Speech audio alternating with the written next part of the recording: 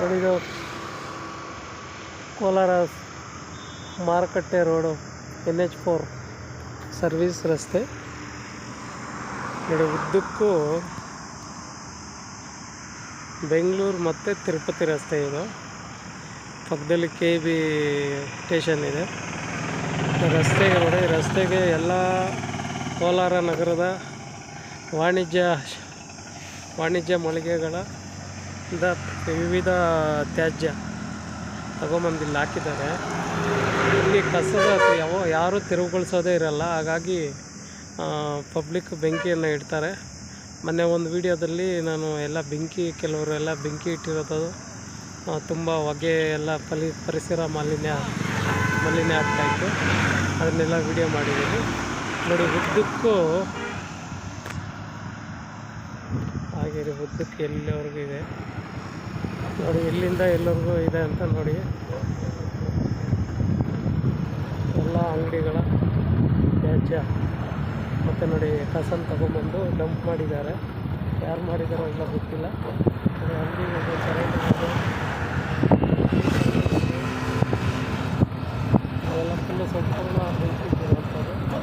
ಎಲ್ಲ ಕಸನೆಲ್ಲ ನೋಡಿ ಮೂಟೆಗಳಲ್ಲಿದೆ. ಇಲ್ಲಿ ಚರಂಡಿ ಇದೆ, ಚರಂಡಿ ಎಲ್ಲ ಫುಲ್ಲಾಗಿದೆ.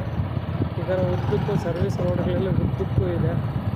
ಇದು ನಮ್ಮ ಕೋಲಾರ ನಗರವನ್ನು ಕಸದ ರಾಶಿಗಳು ಕೈ ಬೀಸಿ ಕರೀತಾ ಇದೆ ಅಂತ ಹೇಳ್ಬೋದು ನೋಡಿ.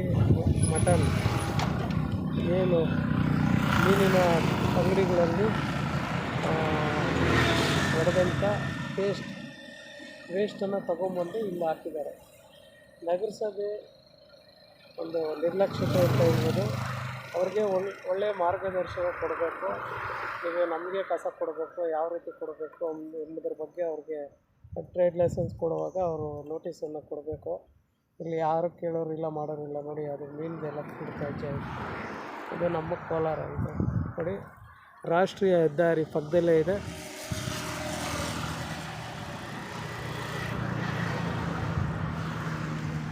ನಾವು ಉದ್ದಕ್ಕೂ ಹಾಗೆ ನೋಡಿ.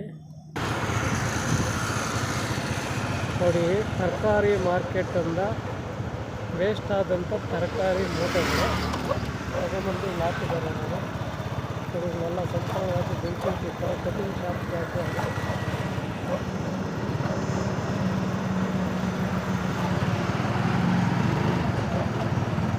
ಸುಮಾರು ಕಿಲೋಮೀಟ್ರ್ ಗಟ್ಟಲೆ ಸರ್ವಿಸ್ ರಸ್ತೆಗಳಲ್ಲಿ ಕೋಲಾರ ನಗರದ ಎಲ್ಲ ತ್ಯಾಜ್ಯನೂ ಈ ನ್ಯಾಷನಲ್ ಹೈವೇಗಳಲ್ಲಿ ಪಕ್ಕಗಳಲ್ಲಿ ಇರುತ್ತೆ.